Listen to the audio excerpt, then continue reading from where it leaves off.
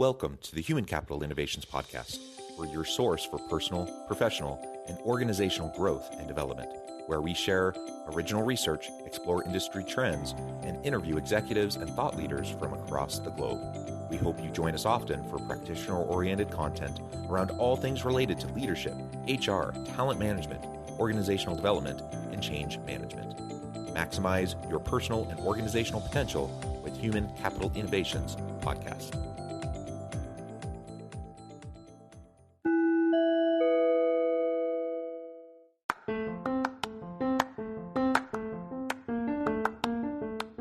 If you enjoy the Human Capital Innovations Podcast, enjoy ad-free listening by going to the Patreon page, and please consider contributing even at the producer or sponsorship level. And please leave a review. Thank you for your support.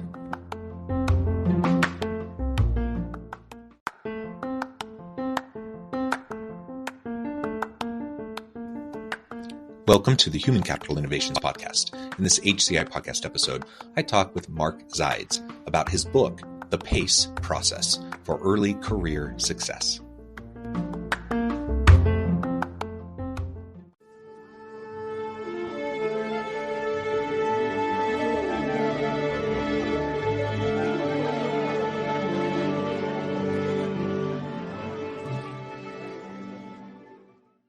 Mark Zides, welcome to the Human Capital Innovations Podcast. John, thanks for having me. Looking forward to our chat. Yeah, it is a pleasure to be with you today. You're joining us from the Boston area. I'm south of Salt Lake City in Utah. And today we're going to be talking about your book, The PACE Process for Early Career Success. I think everyone wants success in their careers and in their lives, but there's a lot of different ways we can go about navigating career development and how we approach our careers generally. And so we're going to unpack that and explore that and some of the insights that you share in your book. As we get started, I wanted to share Mark's bio with everybody. Mark Zides is your go-to guy for all your career advice and business needs. Mark is the founder and CEO of Core Access Consulting, an award-winning custom learning and development, professional and leadership development, and talent management firm. Core Access partners with companies such as Amazon, Thermo Fisher Scientific, Netflix, Nestle, and more to develop innovative, immersive learning solutions for their entire workforce. He is also the founder of Katama, an agency specializing in marketing, sales strategy, and customer success for small to medium-sized businesses, as well as Recipe, a digital marketing agency for rental event equipment companies. You're doing a lot of different cool things. It's a pleasure to have you. Anything else you would like to share with me or my audience by way of your background or personal context before we dive on in? No, that was a good intro. I appreciate that. All right. Well, why don't we start then with just talking about the why behind the book. I always like to ask authors, it's a labor of love. You put your heart and soul into these books. Why this book? Why now? Yeah, great question. So, I've been in the talent management, leadership development, career sort of advisory space for really my whole career. And over the pandemic, certainly everyone shifted to hybrid or at home learning or at home, communication, at home work. So during that time, I saw an opportunity to write a book that I was really itching to write my whole career with respect to that bucket list item, right? It's like, hey, I'd love to try to write a book and around some topic. And what I felt was good timing was that, the way that companies hire and the way that they recruit. And frankly, on the flip side, the way that, the new workforce, the Gen Zers or the millennials go to market or try to find jobs is completely different, completely flipped on its head. So I wrote a book around that on what you need to do to brand yourself, go to market, prepare yourself to find that job, find that right career. And, it was kind of a labor of love for a good year, 14 months, and got published by a great publisher. And here we are. Yeah, that's fantastic. And like you said, I think this environment for Gen Z and younger millennial workers is a bit different. The playbook's a bit different than previous generations. So I'd love to dive on into that a little bit more now. Tell us a little bit about your process for putting this together and really where you garnered your insights from the younger generations in terms of how they're approaching their careers. Sure. Yeah. So I've been in, like I mentioned, this space for almost 30 years. So working with large companies, growth companies, mostly HR organizations, talent organizations, learning organizations, where learned a lot from those business leaders on what they were looking for when they wanted to hire somebody. Like, what's the profile, what type of person, and as we, as my company Core Access provided learning and development solutions, onboarding, new hire, we got a lot of interesting data and information on, what was lacking on these new hires, right? It's like what skills were lacking, what behaviors, what, what was their attitude, kind of cultural fit, all that good stuff. And then on the flip side, I'm a parent of 3 Gen Zers and surrounded by all of their friends, a strong network of people. And what I saw in the market, frankly, was, these kids in general, and I call them kids because I got 3 of them on my own, aren't prepared for the workforce, right? They don't have those, general soft skills or communication skills or relationship skills or, really that tenacity or the wherewithal to kind of prepare themselves to try to go get a job after they graduate from college.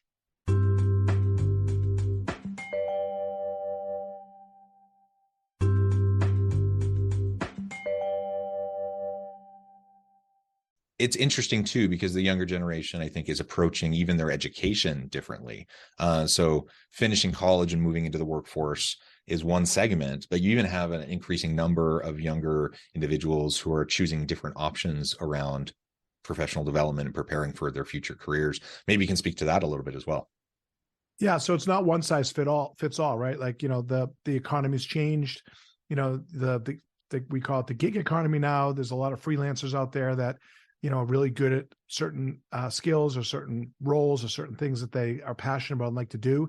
So there's this convergence in the workforce of, companies trying to recruit the best and brightest. You have people that are hanging on shingle because they're like, I don't want to go into an office every day, to, people now saying after, the pandemic, hey, I want to do something different. I want to do something fun. I want to be an entrepreneur. I want to start my own business. So there's a lot of choices, decisions that everyone needs to make, regardless of where they are in their career. But the book was really focused on that younger generation, kind of the Gen Z, millennials who are trying to really not just get into the workforce for the first time, but then, after they've been in a job for, let's say, 3, 4, 5 years, what are some of the things you need to think about to pivot, your career or maybe move in a different direction within the same company? Yeah, so let's explore that a little bit more then. What would you say are some of the, if you were to list off, say, the top 3 to 5 approaches that someone might use, strategies they might utilize as they're trying to navigate these early career kinds of decisions? Yeah, I think a lot of it comes down to, John, what you and I take for granted are sort of the motherhood and apple pie, sort of foundational skills or things you need to have, which is, you need to have a strong personal brand, personal work ethic, personal approach or focus on trying to find a job. It's just like anything else. It's a job to get a job, as they say. So, the basics are, and the non-starters really are, you got to have a resume, and then your electronic resume or your online resume is LinkedIn. You got to have a great LinkedIn profile. Those have to be aligned. You have to have your personal value prop, in my opinion, like what's your elevator speech on, if someone asks, hey, what do you want to do? Or what are you looking to do? You got to have that, right off the top of your head, explaining to someone, whether it's a friend of a friend or somebody that you're networking with. Speaking of networking, now's, the time where LinkedIn didn't exist when you and I were getting our first jobs, right? So now it's a different place. It's a different opportunity to kind of build your brand, build your network.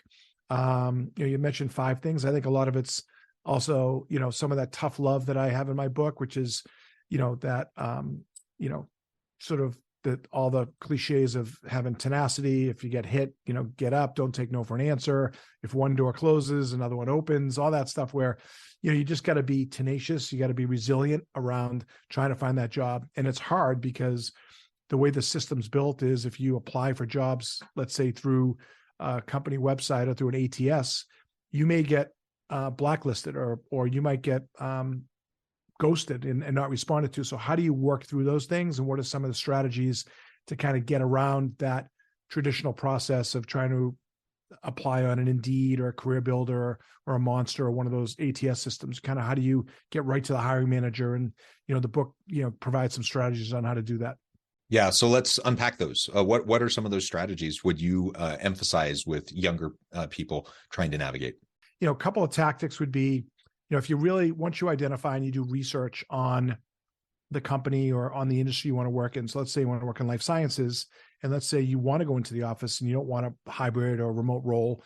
You identify, let's say, some pharmaceutical companies in Boston, for example. And there's some great ones, right? There's Takeda, there's, startups, there's biotechs, there's a lot of them here. And you go to their career pages and you see what job openings are there. I'd go on the company job page and I go on the LinkedIn job page.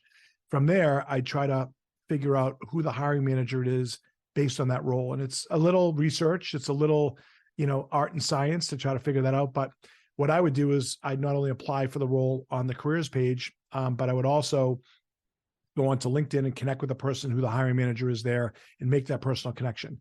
Prior to that, I'd figure out, okay, if John Westover might know somebody at Takeda or Biogen, for example, maybe he'd be willing to make an introduction for me because I know him or I know somebody, an alumni or somebody he went to school with. So I think there's a lot of that tactical kind of research that you can do. Another tactic would be to follow the company on LinkedIn, like some posts, figure out kind of who some of the leaders are in that organization and engage in, some topics that you're interested in. And again, it's a process, it's a communication. It's really demonstrating that you're really interested in that role and that company, and do it for a few of those. And hopefully, you'll get an opportunity to have an interview.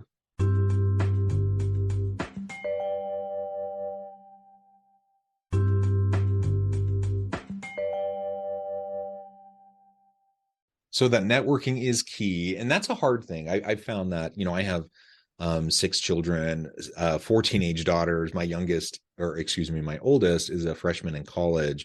And I've noticed, with Gen Z individuals, oftentimes they're not so keen on the idea of verbally communicating. So my daughter she'll text somebody. She doesn't have any real problem doing that. But if I'm like, okay, you need to call this place, you need to do this and this, she really hesitates because it makes her nervous. And I don't think that's unique to her. I think that's something that I think a lot of individuals are struggling with, and just learning kind of that skill set around those interactions, which translates into networking. That, most people don't like networking, even if they are good around people and they are good communicators. But if you have that extra kind of barrier, that extra nervousness around those interactions, it's going to be even harder, I think, to do that professional networking proactively. Any suggestions for those listening who might be from this younger generation who are just thinking that just sounds like the worst, like trying to go out and consistently network to prepare for their future opportunities? Yeah, again, not just your daughter. It's a lot of young professionals, young people nowadays that have that challenge. Or what I'll say in general is these quote unquote kids, young professionals, are digital natives. They all grew up on their phone, right? So they're used to using this thing, and I would guarantee you that they watch videos. Some of them, I don't know if your daughter has done this, but they're on TikTok. And if you're on TikTok, you're producing videos. Now, they're funny videos, they're dance videos or other things. But what I would coach anyone on, whether it's my kid or someone else's, I'd say, look, create a video testimonial of who you are, what you do, what you want to do, right? So you're not talking to somebody necessarily. You're, recording yourself. You can practice.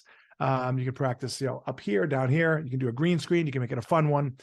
And there are some ATS systems out there, and some companies, one company I'm advising now and working with is a company called Connect.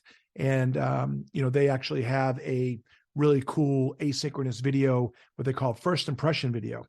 And it's a first impression video. Hey, I'm Mark Zides.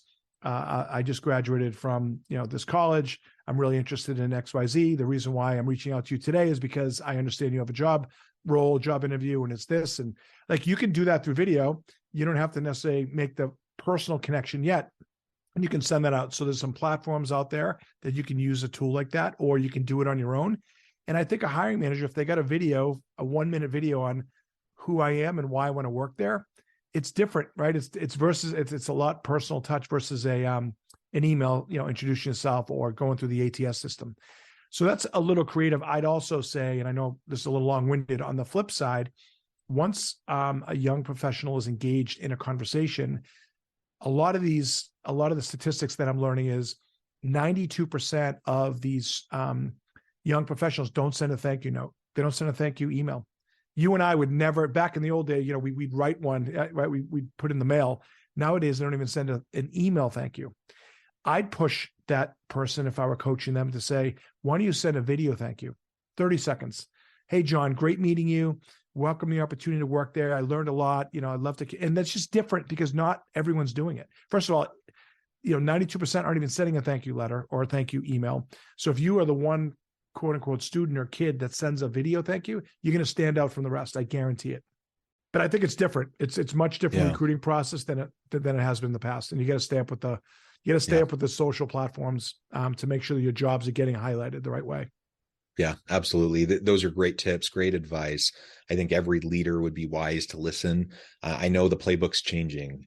You have to reach out and connect with potential workers in different ways. And that may be uncomfortable, but you have to do it. And from the other side, from the Gen Z worker side, I know it's a little bit uncomfortable. You have to do things maybe that are a little bit out of your comfort zone. Hopefully we can meet in the middle, get good people working for good companies, providing great services to the market, and everyone wins. I think that's what we all hope for. Well, Mark, it has been a pleasure. I know at the time I'm going to have to let you go here in just a minute, but before we wrap things up, I wanted to give you a chance to share with the audience how they can connect with you, find out more about your work, your team, and then give us a final word on the topic for today. Sure. Thanks again for having me, John. It was enjoyable to chat. So people reach out to me in a couple different ways. LinkedIn's the best way, obviously. Mark Zides on LinkedIn. I have a website, markzides.com. You can purchase my book on markzides.com, through Amazon or any other platform. Download it, whether it's a audiobook, which is what the Gen Zs like to listen to, or I have a lot of podcasts out there, which has hopefully some interesting information like what we're sharing today. And just in general, what I'm doing now is I'm working in the talent management space and in the career building space. And I'm taking what I did with the book, where it was a bestseller last year on Amazon. And now I'm broadening things to hopefully a career coaching practice. So I've built a course. It's coming out next week on Teachable. And, it's going to give students or recent graduates an opportunity to learn more about what it takes to, certainly go to market personally and try to find the right career, try to find the right role. So I'm trying to expand myself, pay it a little bit forward, give back to this community of, Gen Zers to kind of help them be the future work and the next generation of the workforce. So I'm excited to do that. Wonderful. Thank you, Mark. It has been a real pleasure. I encourage my audience to reach out, get connected, find out more about what Mark and his team can do for you. Check out the book, The PACE Process for Early Career Success. And as always, I hope everyone can stay healthy and safe. They can find meaning and purpose at work each and every day. And I hope you all have a great week. Do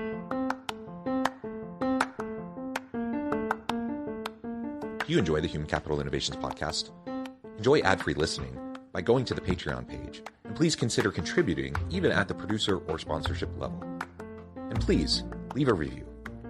Thank you for your support.